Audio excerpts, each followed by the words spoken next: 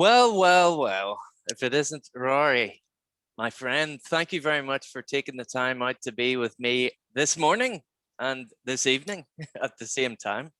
At the same time, and thank you, Cass. I'm privileged to be simultaneously on your show, you on mine, technically, because I've already asked permission to re-air this. And so if you're going to watch both of them, yeah, it'll be interesting to see if their perspective changes at all. So, well, can you see in the background, there's a table, maybe you can't see it, but I have three lawyers furiously typing and on the phone. They have headsets like this. So trademarks all over the place. You'll not get there before me. All right. And then we'll have to fight for the trade, for the right to this copyright. I have an allergy to lawyers, so I am happy to keep my distance. But yes, thank you very much for joining me anyway. So hello and welcome. What's that you're smoking? I know you only recently acquired that pipe, if I'm correct. And yes, I did. Tell me all about that, please. It's absolutely beautiful. I would love to, and it is. I dote on this guy all the time on my show. His name is David McClary. Has a sock. They all come in these gorgeous polishing socks. And his wife does the embroidery. I thought that was sweet too, because they're like a team, But he's in Indiana. I'm sorry? A team then? So she does embroidering for the socks and stuff. Looks good. Looks like it polish it up nicely. So Indiana, and they all come in them. I've got 7 of his pipes now. This is a strawberry briar choker, because it's a combination chimney poker. You could put like a shotgun shell's worth of tobacco in there, which I have, which is great. No, and I like to, if I'm going to sit back and chill out, I want to have a full pipe. Yeah. And I don't, and I love smoking aromatics out of smaller pipes because it's a bit much after a while. And, on some of the thicker flakes, the ones that kind of, they don't sour out, but they get a little bit more complex about midway through. You have smaller bowls of those, but this is loaded today with bourbon blue, Cornell Indian, and it's not too heavy. It's kind of like middle of the roady. I probably wouldn't, and I joked about this on my show. I probably wouldn't load this with like bold Kentucky, because I'd be vomiting, buddy. I'd be tobacco drunk. So, but it's a really great pipe. It smokes like a champion. Honestly, all of his work is great. All the different mounts that I've got military mounts and other, more flush mounts, but it is a really nice, look at that. What's the ferrule around the mortise made of? Is that just resin as well? I think so. Honestly, I'm not certain, but. So it's not actually a wooden. No. So that's never going to wear, basically, as well. No, so I mean, and I love that too, because if you did have an issue with that in the shank, you could always get that repaired and sand it and do whatever, But he's actually repaired one of my pipes already, because I was careless and it was so heavy. It's got this really big pot on it, and I leave it hanging in my mouth like a freehand, and it just weighed down, and I think, because of bad user error, I cracked the shank, and so I sent it back. I'm like, "This is loose. Can you fix it? Reshape me a new mouthpiece." And he was like, if this happens again, we're gonna have a talk. But he took care of it for me. But this was actually a surprise, and this guy's really blessed me, because I've done a lot of videos about his pipes, because I enjoy them. I have a lot of factory pipes and a lot of really nice estate pipes that I love. And, in the words of my wife, do you need that many pipes? Mine too. I think that's a universal question that we all have to deal with. The answer is, of course I do. And the reason why is because there's something for every little different thing. And not to overcomplicate it, you probably get away with 1 or 2 and be a happy fella, probably better off financially than I am. But I fell in love with this guy's pipes because they're like little works of art too. And he's 83 years old, which kind of blew my mind, that he's still got the kind of stamina and the type of eye that he's got. I was really taking his work, and I just kept buying and buying, and the more I buy, the more I do unboxings and advertise for him, and he's got quite a bit of business from people watching the show, which I'm really happy about, because I think there's so many great artists and people who work in the pipe hobby that are unrecognized. Yeah, but they're just gifts. Like, if they're diamonds in the rough, you see them and you're like, wow, yeah, that's absolutely crazy that somebody made that with their hands. I had another pipe I got that looked like a bird of paradise, made by an Indonesian guy named Abdul Karim, Karim pipes, and I love that. That was, it was very reasonable, and I got it shipped all the way from Indonesia, and when it arrived, it was one of those things where I opened it and went, wow, this guy is just nobody there, but for the grace of Instagram, I'd never known he existed. yeah. So it's cool to discover that. But I really fell in love with Dave's pipes, available now on eBay. McClary of Ingles Pipes. There's his plug. But I love his pipes, and I think I was saying I was smoking bourbon blue out of this, which I like too, because it's not overwhelming, and I like Cornell and Deal and a lot of the major manufacturers. Are you limited on what you can get over there as far as like the stuff that's available here in the States? No, we just order it. We just order it, same as you do, from all over the world. So when it comes to tobacco, I think they give a toss about ordering in tobacco from the States, but apparently a friend of my friends does that kind of thing, But the pipes, they're just pieces of art, or they can't really put a value added or a tax on or any specific. Right. Yeah, well, that was what I consider, is that they probably hit you pretty hard with the customs. No, as far as I'm aware, anyway, there's no customs on tax on pipes themselves, but certainly the tobacco they don't want you to order in. So he's 83 years old, and you're keeping him from retiring. Apparently, it's funny. I did a video, the one before the last one, and I showed like all of them individually. I told I had names for all my pipes, and held this one up that he blessed me with for Thanksgiving here, and it's kind of got this awesome this Thanksgiving appeal to it. Looks a bit like a gourd, and I call it Thunderball, because I don't know why, but I think of that Tom Jones, James Bond theme when I think of Dave, because he's just still at it, still making these pipes. And he said somebody reached out to him right after the video and was like, "Can I have that?" Like as a custom. So, and he laughed about it. So, but he refuses to make more of these, which I thought were cool. He did send me one of these. It's a tamper. Very nice. But it's this is that strawberry Briar, and I love that he puts his nomenclature on everything. He's got the stamp, so it's even on the tamper. But he's not making those because I guess they're too much of a pain in the ass too fiddly. Yeah, they're little, and pipes are more. Did you happen to find out how many pipes he would? I mean, just how busy is the man? Is he busting out thousands a year, or what way is he? Or just a few a month, or what way is he? Or do you know? Well, I'm not sure, honestly. I think, it's he's got a bunch, behind the scenes that he doesn't post, but he's on a regular, he's done anywhere between 10 and 12 of his pipes available on his shop. But lately they've been going, so it's kind of up and down, but he's got estate pipes that I've seen he's been bringing out, kind of like, oh, I'll bring this out for stock. But he did just get a bunch of Mimo Briar. He's friends with Romeo Domenico and loves his Briar, and I love his Briar too. I think he's amazing. Have you seen Father the Flame, the film? Yes, yeah. I mean, absolutely, it was a stunner. I really thought that was a great movie. Yep, Actually, it isn't my copy, but my friend Chris, the big Viking one, got his hands on it. Oh, cool. What was I going to say to you? That's Briar.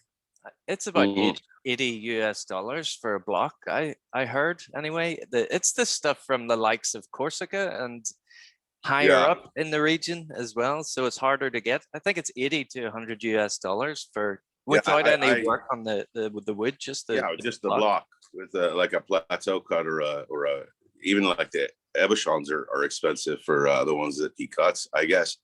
and they're hard to get a hold of. So you kind of need relationship. But I reached out to him a while back and wrote him Mimo, and was just, I'm a fan, and, you know, which is weird because when I was younger, I was a fan of like Mr. T and all these other people, you know, in the entertainment industry. Now I'm getting older and I'm like, oh, this guy's the greatest Briar cutter in the world. People think I'm insane because that's just so ludicrous. Like, what? Why do you care about that? And I'm like, no, you don't understand. You don't understand. It's art. It's literally art. And when I saw the film, I was blown away. So I don't know. It's been on my heart to try to reach out to him and say, you know, I know he's not English first language, but he's definitely accessible. And so I wrote him and I said, you know, hey, listen, this is me. This is what I do. And he watched my channel, and I do these health tips, these 1 minute health tips.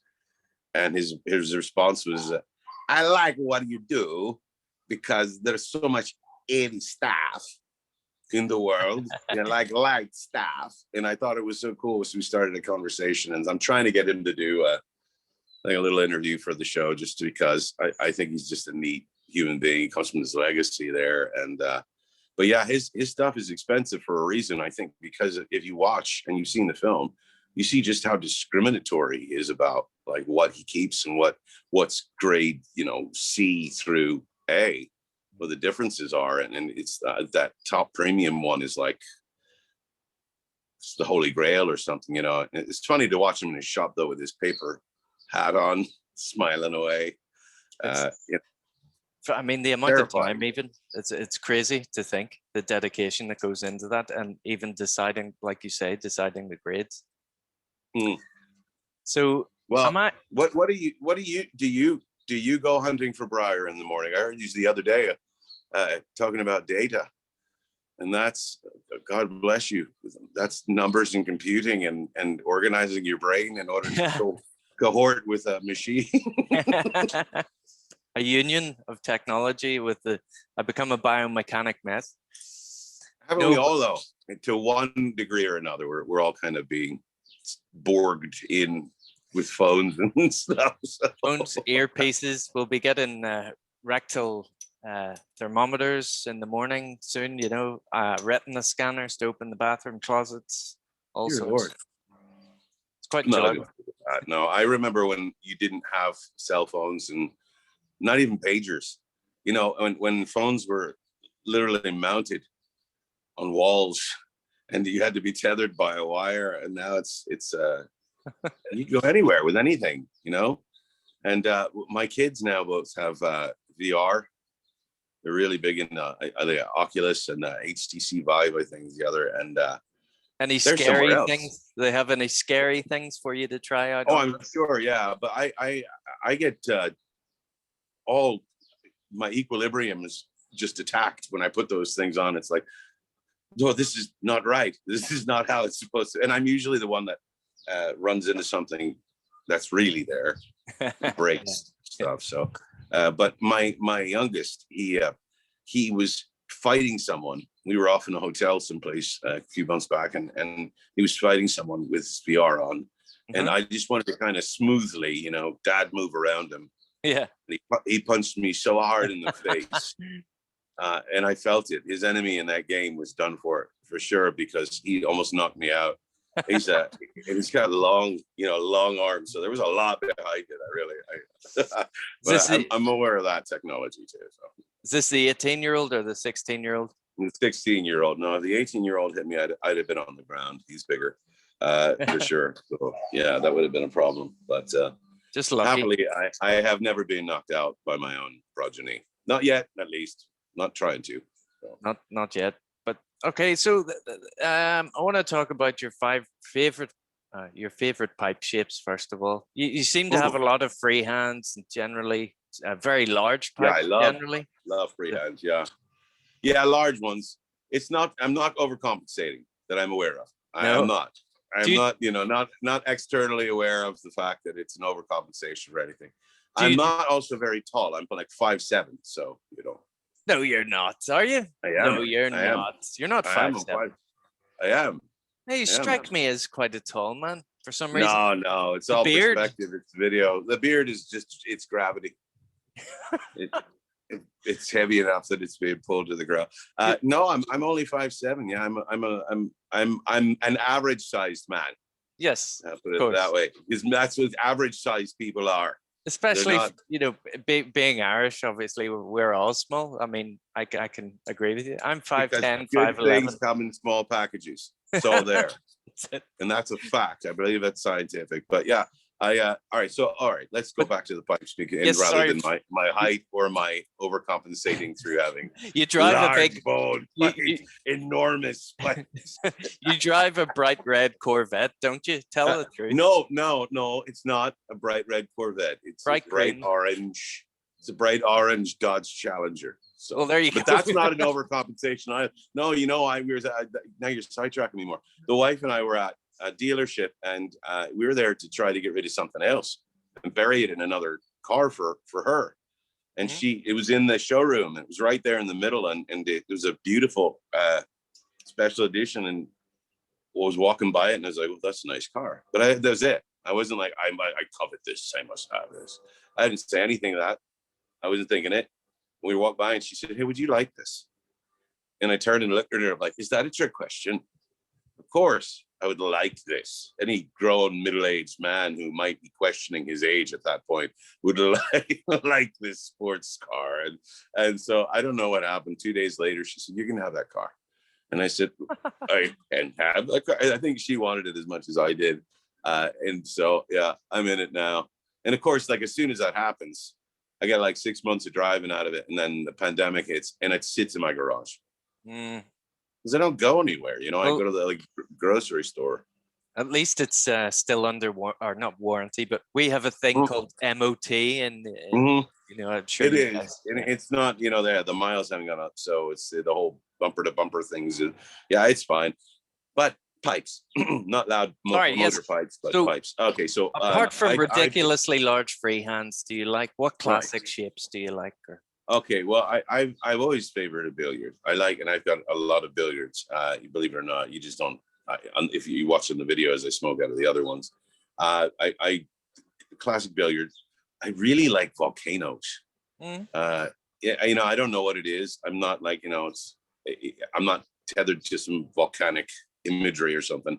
I just think they fit nicely in my hand and the way that I smoke. It's they're cool. I also like the kind of artistry that you can put into an odd shape like that. That's why I like the freehands. I think Dublin, freehand Dublin's one of my favorite. Big fan. Just kind of looks like you rip the arm off of some tree creature, and we're like, I'm making a pipe from this. I like that. It's tough. I do like chimney and pot shaped pipes a lot, like sitters, because if you are going to smoke a pipe that's this big, you want to be able to settle it down and not worry about it. I do like big fat. The Briar ones from Dave are real thick usually. This guy's actually kind of narrow by the standard of the other ones, but the bulbs on the actual bowl are the rusticated ones are big and round squats, and their tomatoes are really nice. I don't know if you can even qualify an apple as an apple if it looks like a gourd, but like that. Okay, I like the bigger, rounder ones.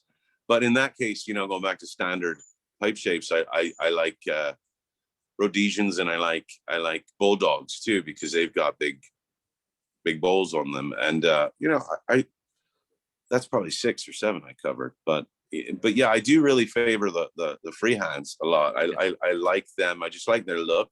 Yeah. I do like a good corncob pipe, but I'm not like a fanatic. Yeah. Same with meerschaum. I'm really very much into Briar. And so that, like, as far as substance is concerned, there's a place for all pipes though. I saw you had those were they Ukrainian? Yes, clay pipes? Cossack. Yeah, Cossack. Those are really, really cool pipes, because they're like little museum pieces, Yeah. Very interesting. But are you a Briar first kind of guy? Yes, I have a couple of meerschaums too, and I really, really like the smoking properties of meerschaum. And it's great, just if you're going to go in somewhere, it's great to be able to just have the one pipe and away you go. Yeah. Just smoke. Yeah. Say if you go to, if we're ever allowed to see each other again, if we can go to a pipe show or whatever, then you would just bring a meerschaum. What? Where? What? What? I'm sure one day we can caress one another once again. I would, I would like that. I didn't realize until all this happened how much I actually enjoy the company of other people. Yeah. I'm the same, yeah. Well, no, because I always try to play it cool, like, no, I'm cool. I'm good on my own. Me, myself, and I. Yeah, I'm fine. But I really do like being around friends, and I think maybe it's also that whole rebellion thing where, like, if somebody tells you can't do something, yeah, you want that much more to do it. But yeah, I hope at least. It's funny you should say that. The other day, YouTube will throw up suggestions on your watchability screen or whatever, and they had all these pipe shows, but they were all 2018, 2016. I think one was a Mutton Chop Piper, another was Briar Blues, something like that, and they were at Chicago. I think they were both Chicago, and I actually watched them. Salivating.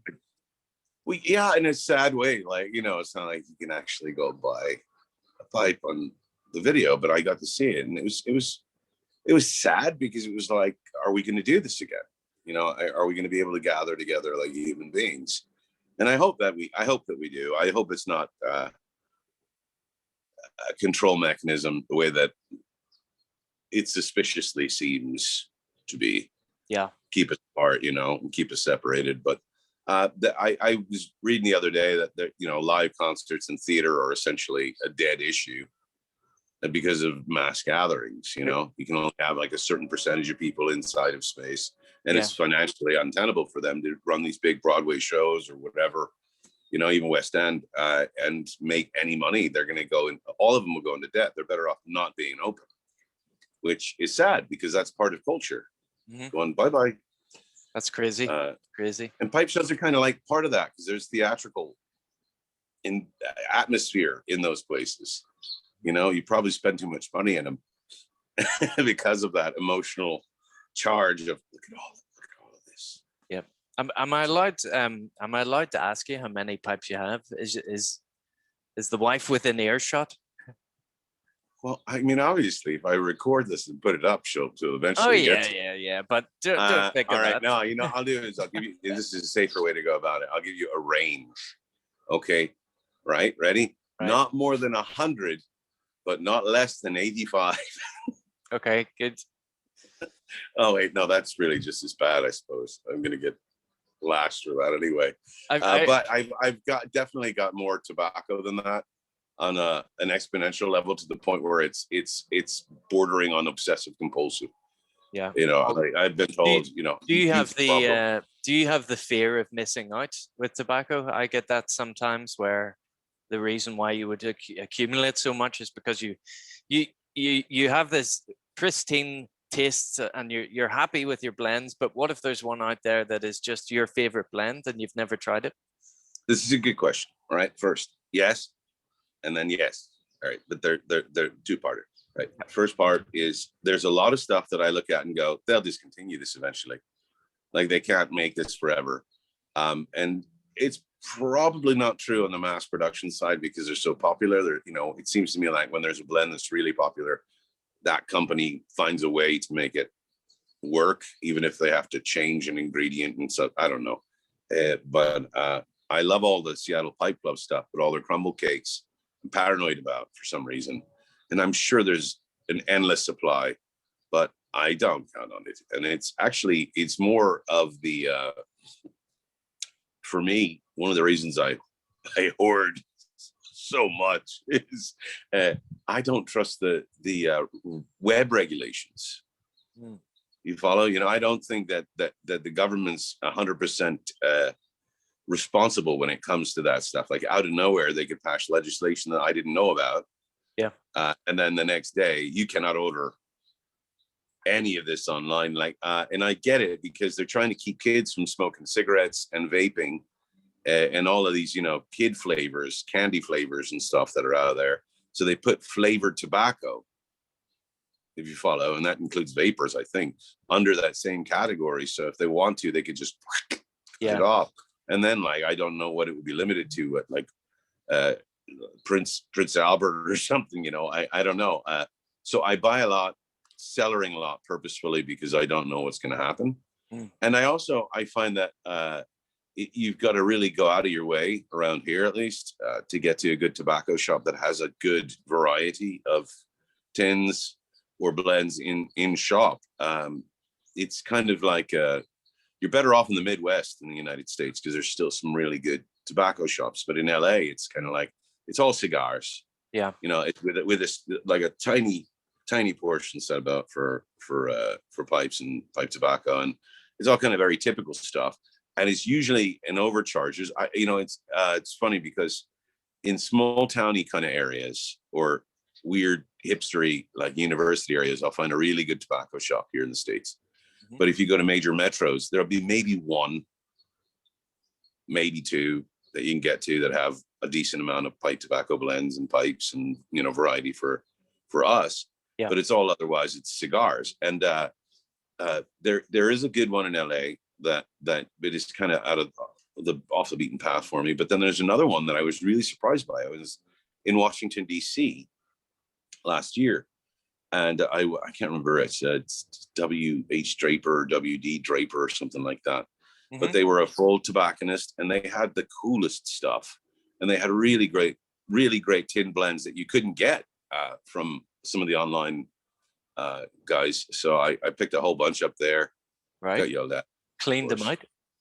Well, you know, not really. But, you know, it was still kind of like a pleasant surprise. I was going to get on a plane, you know, I think a couple hours after that, and I looked around the shop and I'm like, I could take all of this.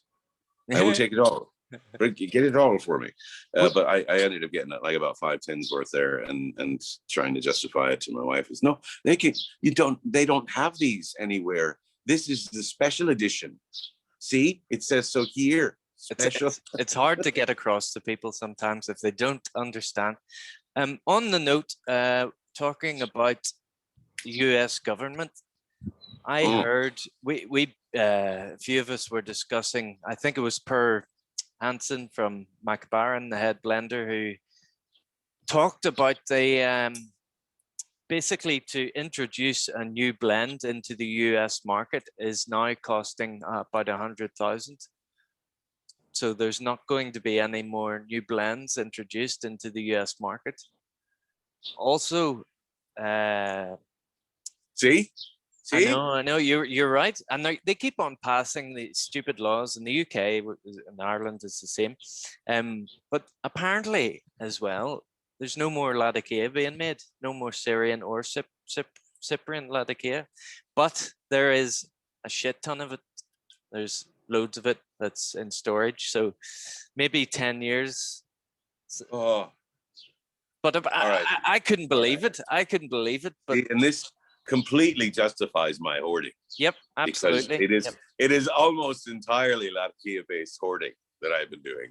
That it's so interesting you said that, because, well, it was the whole the original moving to Cyprian, right? Because of demand.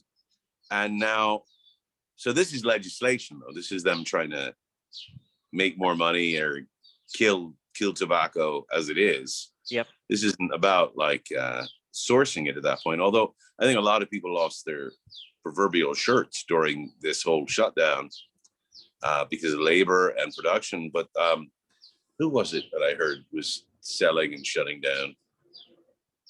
And it was one of the bigger farms. It wasn't Daughters and Ryan, or was it Ryan? You know what I'm talking about?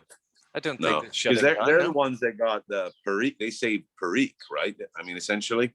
Yeah, that it's going to, yeah. But Latakia is like, as far as like, this goes to one of my questions I was going to ask you is, hey, what's your favorite type of tobacco? But Latakias are like right up here at the pinnacle at the top for me, right? Latakias, Periques, you know, that dark. That's why I love crumble cake so much. Yeah. You love plum pudding as well, then, and I do.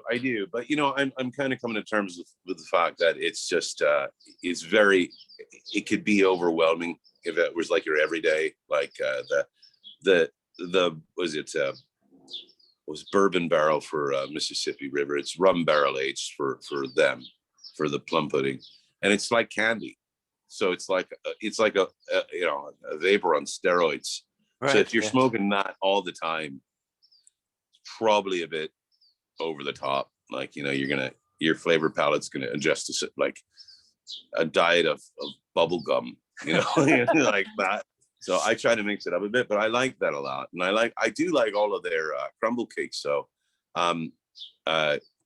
Wild Man is a really good one that I just started getting into, because I had the other ones a bunch, and I even like their loose their ribbons, like a Seattle Evening, and there's a couple more with Rainier Levant. But their crumble cakes are really, they're particularly good for some reason. And like, I've never had a problem with like a bad batch or the moisture content being something weird. Like, it doesn't, even the ones that are candy don't really require like a long dry time, which is cool.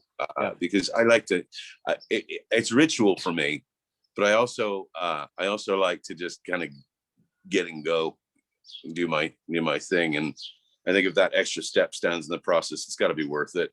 It's got to be one that's worth it. What are your favorites? Favorites? I don't smoke a lot of English, therefore I don't smoke a lot of Latakia. But I love predominantly what I smoke is Virginia Burley. What I really like is I really like Kentucky's. So I like the obvious ones.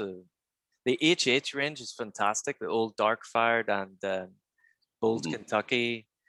I really like the old school English Lakelands. So the soapy Granny's Pants flavor. I love that stuff. And I had some Dark Flake last night. Just Gaworth and Hogarth Dark Flake. It's made with Kentucky as well. So it's very strong and it's beautiful. There's another one called Bosun Plug, which is I've got 250 gram plugs of it, and it's made with clove oil. It's delicious. You've tried it? Yeah, you like good. it? Yeah, I like stuff that's a little bit weird, like that. Like I loved Warhorse Green. Have you had that before? No. Okay, it's like straight up anise, it's licorice, but it's not offensive. It's not like a wintergreen or, like a mentholated thing. It's not. It's just got this, that's just odd. Yeah. It's almost like, have you ever had the lavender candies? They taste like potpourri almost. Right. I think we call them Parma Violets here. Yeah, purple candies. Yeah. Right. Yeah, exactly. So they're gross in their own right, depending on whether you like them or not. Well, this is kind of like that. The Warhorse Green came off to me like that. It was just kind of like, oh, that's different. And same with the other, with those are not typical but flavors or toppings to have in a tobacco. It's it's nice though. Didn't McBaron recently release the Latakia rules? Have you tried that yet? Back to my OCD again, purchasing tobacco and doing unboxings sometime today between the hours of now and 9 p.m. I will have one tin in my hands of that, along with a bunch of other stuff, because it's stupid to order one tin with their shipping costs. So you have to order multiple tins in order to justify that. That's why, wife, I get multiple tins instead of just one. That. And then on Tuesday, I'll have 2 other tins of it arriving just as kind of like a backup, because I can almost guarantee, I would bet money that this is going to be something I taste and go, why didn't I get more of this? And so I had ordered the first round from smokingpipes.com, and then I ordered a second round. I was on an order for pipes and cigars. I'm having a dual romance with them, seeing who does better by me in the long run. But I bought 2 more tins from the second order, and I think it's going to be one of those ones that will be limited edition. And and when they're gone, they're gone. Yeah. And I'm the guy that cannot get any esoterica tobacco. None. You know, have you ever gotten any of that stuff? I've never tried any of them. Never, not even. never. But and I want we have germains here, and you can get the likes of what do you call it? Rich Dark Flake is meant to be identical to the Stonehenge or Stonehaven, whatever it's called. Right. And then I don't know what the Penzance equivalent is, but again, because I'm not big into English, I wouldn't really seek it out anyway. But well, yeah, there you go. Have you? So you've never had Penzance? If I ever get some, I will send it your way, Rory. And anything that I can get to you that you don't already have or favor. You had a what are those? I'm going to sound like an amateur here. Go ahead, call me one. I don't care. The bally, like they almost look like figs that one fella had on when you had him on. You know what I'm talking about? Yes, Sean Victorian Piper had them. I think right. He got from a store in Germany, so they're actually called Highland balls. Literally balls, but they had a so I think it was a Kentucky wrapper on the outside with a bit of cigar leaf, and then the inside was predominantly Virginia. Right. And so you would break them up and customize whatever you're in the mood for. It's you kind of blend it yourself depending on how you cut it up. Yeah. Oh, sure. That's cool. Yeah. They look like little pipe bombs, you know. Yeah. Like little gourds of goodness, and I love stuff like that. I think it's unique. Yeah. I think that's one of the reasons I love watching tobacco videos and seeing how they cure tobacco, and I'm fascinated by it. That whole process is another part of the artisanship that goes into what we do. You know, not to make it pretentious or anything. Off recording, folks, Rory mentioned to me that he has vineyards out front, came with the property. Rory, what about growing your own tobacco then? If you're not going to use those Zinfandel, was it Zinfandel grapes? Yeah, it's old vine Zinfandel. So that's the challenge is, and you should look into this, kid. What's the law? Well, no, I would have to be regulated differently than I am. And as it stands now, I get fit for a tax break on my property because of the amount of grapes I produce, should I do something with them. So this year, we'll look at producing, I don't know, jam or something like that. But they're nice. They're the first generation old vine Zinfandel from around this area, from where they planted closer to Los Angeles originally before they went out to like Temecula. And then from there, Napa and Sonoma, and those are obviously the more fruitful and more popular areas for vineyards now. But I probably couldn't get zoned for tobacco. But on top of that all, I wouldn't trust me with tobacco. Why?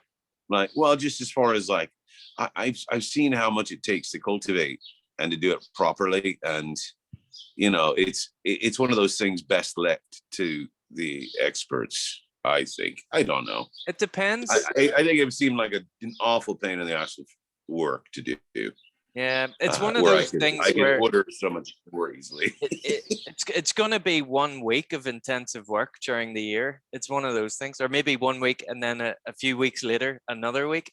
If it was just enough rows for 1 or 2 men, that's the way I would view it anyway. It depends whether you're going to cut the. It's very colonial, you know. I imagine that would be a very cool process, but yeah, again, I think I may be too lazy. It's truth. Well, that's okay. I'm just being honest with you. At least I'd rather pay for the tin with the graphics on it. Yeah, it's all about the pictures and the colors. At least you're honest. It's like, well, it's the artwork. You know, I if it looks like crap on the outside, it probably, you know. I mean, let's be real. Yeah. Okay.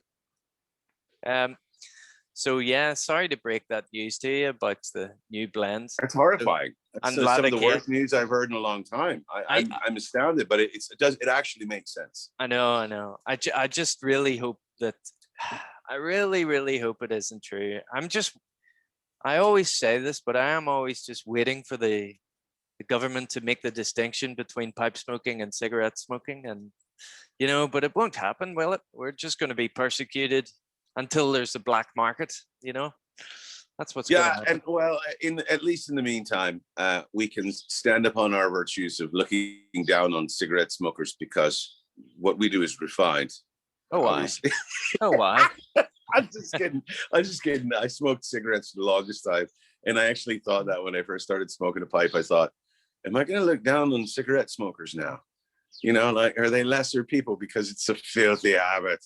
It's terrible, addictive, filthy habit. And I can say that as somebody who smoked for an exorbitant amount of time, because it was one of those things where if I had to have a cigarette, I had to have a cigarette, you know, and I would freak out. Whereas like, this is different, entirely different. Like I've never once, and this is, maybe I'm alone. I don't think so though. I never once said, oh, I got to go have a pipe. No, it's not possible. It's not possible. It's not. I never had like a mental breakdown about it. I mean, I've wanted alone time and been like, oh, I got to go have a pipe. Yeah. Because I need alone time. But I've never freaked out about it. Not yet, at least. And I'm going strong. So you can't smoke a pipe in a bad mood. I was a cigarette smoker for many years as well. So okay, you get it. Yeah. You get it. Just well, I think it's an industry that does need to be separated, you know, going back to that, because it really is a different animal.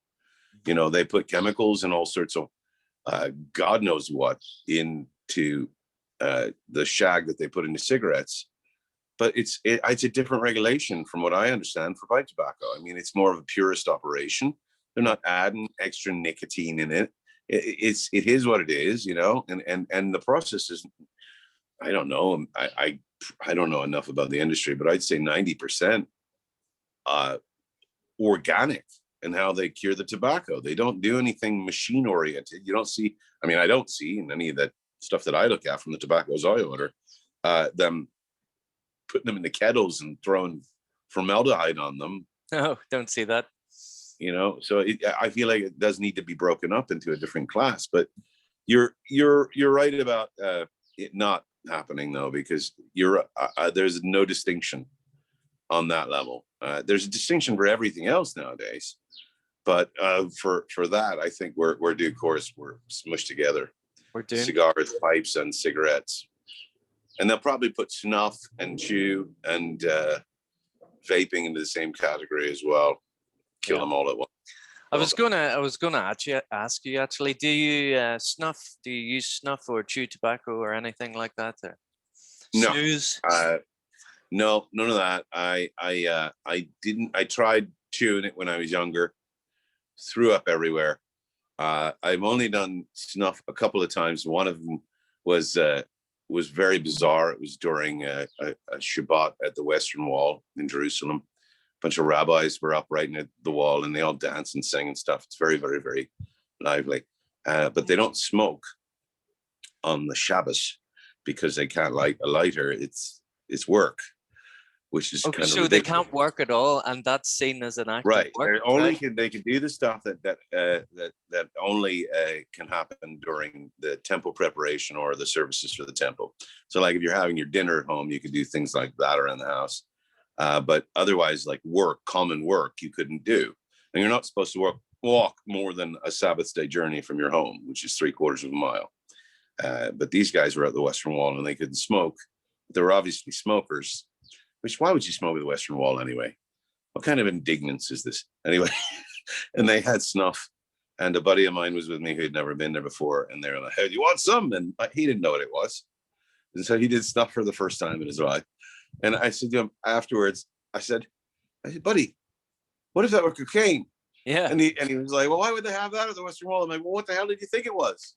Yeah. But it was a very comical experience with that. But no, I'm not a regular partaker per se. I'm not that guy. I love pipe tobacco is enough.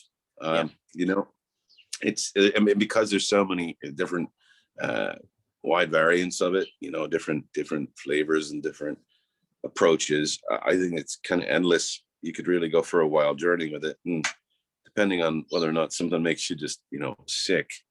Do you take a drink, Rory? I do, but I have also got to be quite honest. I've got some control issues with that, so I have to keep it on a very short leash. Yeah. So I'm going through a season now of I don't want to call it detoxing because that's a very LA thing to say. I'm going to detox, and but I am because I was realizing that I was getting out of hand, and I got it in the family. in a bad way, like my uncle dead because of drinking, and then others who will remain nameless so that I can have a social condition after this. You know, it's one of those things that you can't let it take control of you. And I have in the past, like to a bad point. So I made an agree with myself rather than go completely stone cold turkey, because I didn't feel that was necessary. I wanted to test my my discipline with it, and I've been doing good with that. So it's funny because I'll go through real extreme ups and downs about how I approach different stuff in life, and I'm pretty extreme about what I do. Like, I buy so much tobacco because I'm focused on this right now. But when I'm not drinking, I just don't drink. You know, it's not even a thing. And it was easy for me that when I did quit smoking cigarettes, I didn't go directly to a pipe. I just quit smoking cigarettes.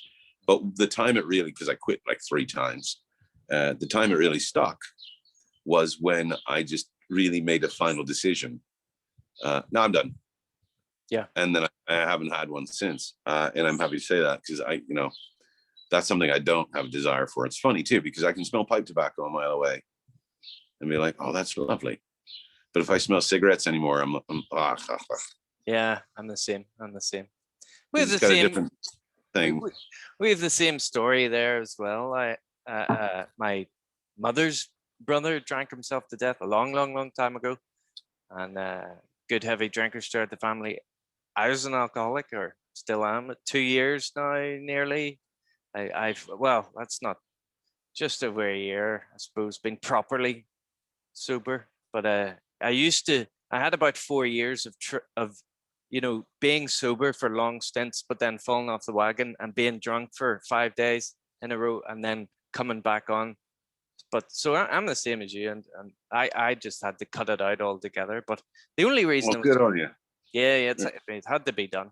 I Yeah, never, no doubt. the first time I had a drink, I knew, well, I didn't say to myself, I'm an alcoholic, but I knew how fun it was, and how positive I felt, and the ability to talk to people more, be charismatic, and you know, I already had all that on the outside, but not on the inside. And then when you had a drink, you had it on the inside too. Empowering, right? So Yeah. I knew from the very first one, I was like, this is too good. Like, but were you similar to that? Did you always know, or did it just gradually? You know, I gradual, you know, and I think it's because I tend to do things in excess. You know, I've been stupid with just about anything in my life, you know, when it comes to the stuff you touch, you know, all of the tangible things in life. I've probably overdone it all. It's just the things that you can touch. But that's, you know, that leads to an interesting perspective, though, because the only balance I've got in my life is spiritual. As you've probably seen with my posts, I talk about Creator a lot. I talk about my personal faith and stuff. And I think that's what the only things that keeps me in line is recognizing that something bigger than me at the end of the day that is in control. And I need to remember that when I get out of control, because it's a little thing, you know. We put a lot of stock into stuff that can control us rather than recognizing that we can control it. And that's it's my kid was the best for me with cigarettes, of all things, because when there was something on the other side of it that was more important to me than the physical gratification of it, which at that point was addiction. My little kid was in front of the door. He's the 18-year-old, and he was tiny at the time, and he stood in front of the door, and he stood there with his arms out, and he said, "Daddy, I don't want you to kill yourself," which is like pretty impactful. Yeah. For a, you know, from a father's position, to be like, what kind of an absolute dick am I that I'm going to go out here and gratify myself when my kid's begging me to live? Yeah. So I went out and I had that last cigarette, and it was one of those things where I prayed. I was like, help me. You know, I didn't say help. So help me. I don't want to do this anymore, because obviously it's affecting him. And, you know, it was one of those things where it was simple and it broke. And And I'm happy for that, because I think there's a lot of other stuff, specifically drinking and things like that, that I need to be more responsible about. And especially the older I get too, because I don't know if you're aware, because you're young and you're still in your full health. But it gets much more difficult as your body degrades. Your body degrades. Yeah, it's like cheese. There's the finer points of cheese. When it gets moldy, certain cheeses get better. But as you get older, your joints get sore. Yeah, that. So you got to be mindful of that. My lumbar area is starting to give way. I'm 36 this month, so I'm not exactly a spring chicken, but my back's starting to, and my hip as well, which is just. And now you sound like me. Yeah. Now you sound like me. But my back and my hip are horrible. That's terrible. You'll need a replacement shortly. No, I'm not to. I've seen too many people get orthopedic surgery and then come back and see, it's much worse now. Really? Yeah. There's somebody with their meniscus in their knee, and then except for the one person I know who had their hip replaced, and it was kind of like they had to, because I think they could not be mobile otherwise, and they had it done. It worked out. But that terrifies me, that stuff. Like I watch a lot of things on YouTube, but I do not watch surgery ever. Scares you? My mommy's on the list. It's too intense. Yeah. Me mommy's on the list for her hip. So she is. Oh. So she's going private. That's how good the NHS is. Right. Well, I try to let people know about that. Socialized medicine is a good reason to avoid socialism. Yeah. At least on that level here, because they're, you know how it is here. I don't know if you're aware of the political climate, but it's unique, to say the least. And I've had arguments with people that I really honestly I thought had taken world history, at some point in their life, that recently have tried to convince me of the boons of Marxist socialism. And I'm like, where the hell am I? There's a lot of that about these days. This is even a conversation right now. Yeah. And I said, all right, let's talk about it then. Yeah. Socialized medicine. Now, you want to idealize it all across the board. So there it is. Yeah. Going private's the way, especially for an operation that important. I think that's a big one. Well, I'll be praying for her. But she'll be all right. Yes, she's young, I imagine, because you're young. Well, what is she? Will she be 71 this year? But yes, I'll tell her. And she's a religious woman, so she'll be glad of you saying that. Yeah, you let her know. There'll be a whole bunch of people praying for her. That's a rough one to get through, especially, and I can't imagine it's fun to look forward to going into hospital with the condition of like the whole COVID parameters and everything being what they are. Well, that's another reason why they went private, I think. So yeah, just to have a bit of space, less risk of infection, I think, as well. So, well, they tell you one thing and then they do another, but the whole mask thing has always been kind of a farce to me on the level of unless it's the right kind of mask, it's not really doing N95 or nothing. Yeah, there's no use to the things we're using. Like I've got a cute cloth sarong for my face that makes my beard dent when I go to the store, but yeah, I'll follow that. But that's all I do. I personally, and I'm not trying to get political, but I personally I'm a firm believer, when it's possible, in the whole herd immunity side of things, because that's how we've run up until this point. Like, if you think about everything that horrible that we've been through as a human race, with the exception of the Black Plague, and even then got through it, it's been herd immunity. It's not been this complete and total. You're right. By locking ourselves in, we're weakening. You're actually, not only are you getting rid of herd immunity, but you are weakening the general populace immune system by having them stay indoors all day long for days on end. Do you know, a friend of a friend is a farmer, and in the UK and Ireland, not so long ago, there was a breakout of foot and mouth disease. That's the carrion disease for sheep and cattle. Yeah, right. So typically, what they would do is, whenever they noticed that one of them was, in the throes of it, they would get a stick, get a cloth rag on the end of the stick, shove it up that cow's nose, and then go around the herd and stick it in their noses. And that was like, getting their immunity, and so right. They all had it. that's a microcosm of what, you know, how virus. I mean, it's inevitable. It's going to spread. We need to shield those who need shielding, and don't flush the economy down the toilet for no bloody Well, that's reason. happened already, and especially here. There's California's a mess. Like It's if gone.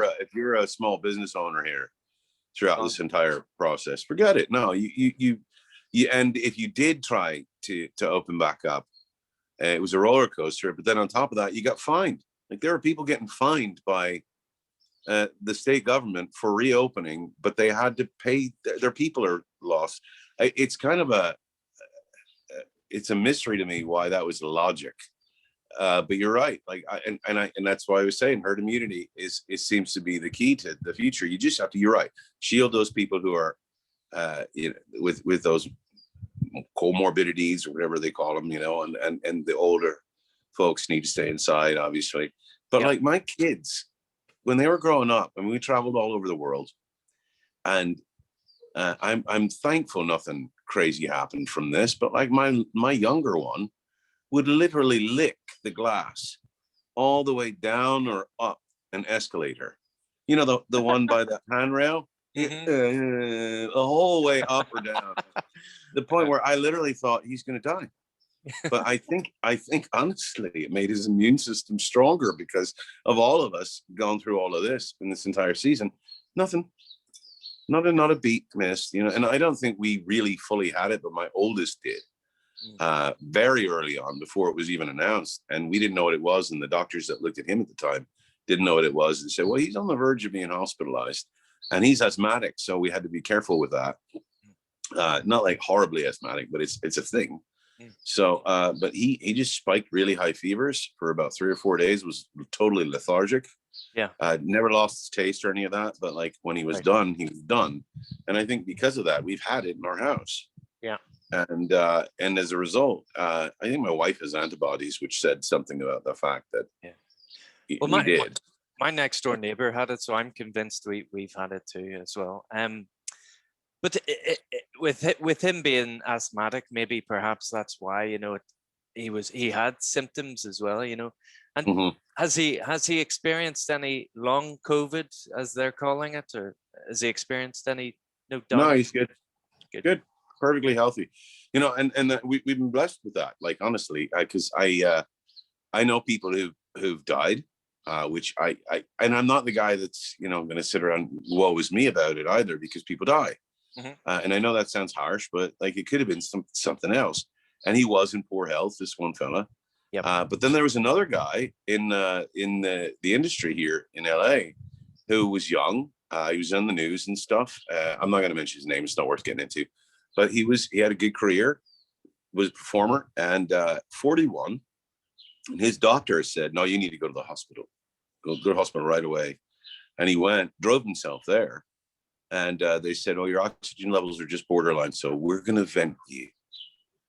Which, I don't know if you know the statistics about it, but when you get ventilated, even if you're young and healthy, your chance of survival, because it's such an unnatural thing, you know, it's horrifying. It's like it's Wes Craven nightmare stuff. They put you in a coma, don't they? They put you in a coma, and you got a bulb. Tracheotomy and you get a bulb breather in your chest that literally forces air out and vacuums it out of your lungs for every breath. So you're not breathing for yourself any longer. So I think there's a 20% chance that you're going to get out of that. And this guy's 41. They vented him.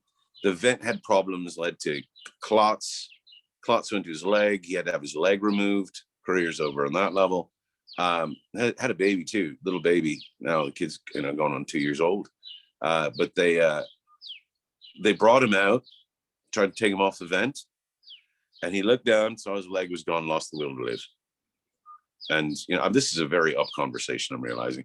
But the point of it is they mistreated him because he went straight away to hospital. I think there are a lot of people that would have probably survived if they just stuck it out at home. He died. He died. Yeah, he died. It's just it's sad to hear those stories, but that's the exception, not the rule. And so I think it's, you know, Yeah, care I for mean, the elderly and those who are for, who are addicted. yeah, for people watching, I just want to stress that Rory and I, we both know COVID is, we're not saying it's not real. It is not the flu. We do realize that too, but we also, it's just that we have experienced things that are worse than this, and we kept everything open and running. And I just want to stress that we're not being heartless bastards here. But there was a sample from the NHS figures from I think it was the greater portion of the year 2020. Out of 84,136, I think it was, patients that had passed away, 3,000, just shy of 4,000 of those were perfectly normal, healthy people, and the rest all had comorbidities, as they call it. So, and I think that's what everybody's kind of coming to terms with that at this point. That's the reality of it. But I to bring it about to an actual point with this, that's not morbid and death and destruction. I think that there will be a light at the end of the tunnel. With all of this, there's got to be. This isn't practical. It's not the way we can continue to go on. And we were talking earlier about pipe shows and stuff like that brings joy to people's lives. Also, commerce, for that matter. Yeah.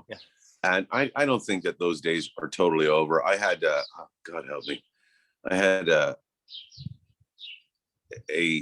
how do I put it? Someone I know. I'll leave it at that. Dear God, I don't have to get any more complicated than that. Someone I know said, I said, oh, this will be over, blah, blah, blah, blah. There's a light at the end of the tunnel, kind of that same sort of thing. And she said, oh, no, this is the new normal. No, like please. That. And I just reject that entirely. I'm so glad to hear you. Thank you. I'm not the only one. It's just not the new normal. Anybody who tells you that's selling you something, and it's probably a mask. It's going to do nothing anyway. But I don't think this is the new normal. I think we're going to go off and have another future. I think if anything, maybe it'll put it in perspective for anybody who's been on that year of social Sabbath, that it is important that we get together and that we stick together. And I don't know, maybe people will be more loving at the end of the day. I'd like that.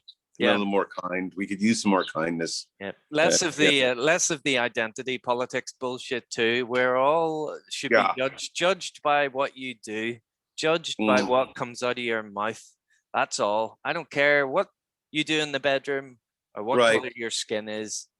Let's all get human past beings. all that. And God help us, that's probably a politically volatile statement to make anymore. At all, is that we're all human beings, but that's how I view it. And you're right. I don't care what you do in the bedroom. It's between you and your partner and the Lord. You do whatever you please. None of my business. And as far as race goes, and I my kids have always known this is where I've stood throughout my upbringing with them. What about this race or that race? That's racist. It's like, we're all humans, aren't we? We're all humans. And I think if we forget that, we're screwed anyway. There's no difference between us for that matter. So we, that's how they've been brought up, and I'm going to continue to go that way. But I get criticized for that, I'm sure. No, we classify and we segregate and we try to break everything apart anymore. And God help us, that's not the way it's supposed to be. It's supposed to be one big happy family. Yep, I agree. Absolutely. So let me see. Yeah, we've talked about disappearing blends. I just wanted to ask that you've been cellaring then. Have you any mad stuff that's not available anymore? Any McClellan's blends or anything like that, or any special things in your cellar? Nothing too thrilling. No, I hate to be the bearer of boring news, but no, I'm always on the hunt. But I'm not like a weird hunter, though. I don't go for stuff that's out just to get it because it's out. Like I'll go after the stuff that I tried that I liked, and then try to find where there are other blends that compare or that are like unto, and I'll get them, and that's what I've been sticking with. It's never really a matter of I want an alligator because I want to have an alligator. I just assume find what I like and sell it at that. at the risk of not being able to get it again, or paying too much for it to get it again, that kind of thing. But like I do need to go in a few, unfortunately. Yeah, but I do want to say, like, with the whole web regulation thing, like Washington State's already done it, and a bunch of other places as well. Like, I have friends in Seattle that actually have to go to like the one local shop that the Seattle Pipe Club meets at, right, in order to get their blends. Now they can do that, and that's cool, but they can't order anything online. It has to go through a second party. So they have to have, like, and you talk about black market. You could be like a tobacconist dealer for people in flag states. You know, I'll take a 10% tobacco commission. So for every 10 tins you buy, you have to give me 1 tin. That kind of thing. I don't know. Maybe it's a new business to start. But I know that there's a few guys up there in the Seattle area that are just like, we watch your unboxing videos with horrible disdain because we can't get any of the crap that you're getting right now, and it's wild. I don't know. But you can get stuff over there. You can get stuff over there that we can't get here, and that's cool. I'm going to start an enterprise where I ship this stuff to the States very shortly, but I'll keep you involved. Don't you worry. Please do, my friend. That would be very cool. Very cool. But listen, Rory, thank you extremely thanks for joining. Thank you. I'm sorry for any of the darkness that our conversation may have brought about. We talk about some serious stuff. It needed to be said. Apparently, obviously, it's like sitting there, you know. But I don't think either one of us dealt with it in a volatile political standpoint in any way, shape, or form. No, I think it's just speaking from a position of truth and acknowledging what's real around us. I appreciate that you're balanced, even headed about it all. It's good to know. Try to be. We try to be. Us Irish, we've got to stick together. But thanks very much. I'll stop the recording here. Thank you, bro. Thank you. Cheers.